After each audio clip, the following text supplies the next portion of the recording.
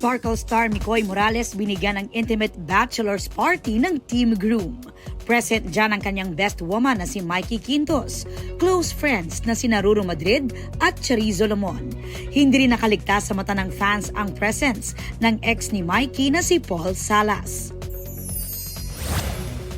Shuvi Etrata very K-drama sa traditional hanbok. Enjoy sa snow ng South Korea ang ex-PBB housemate.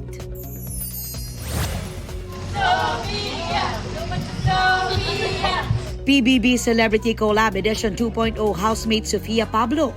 Mainit na sinalubong ng kanyang Sparkle family.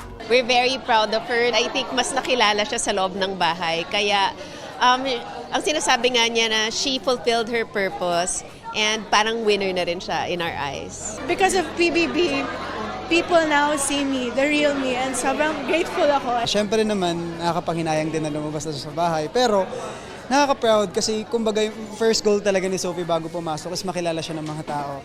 Sa pagbabalik outside world ni Sophie, may paayuda agad sila ni Allen sa fans. Sa caption ni Sofia, masaya na ako sa Valentine's.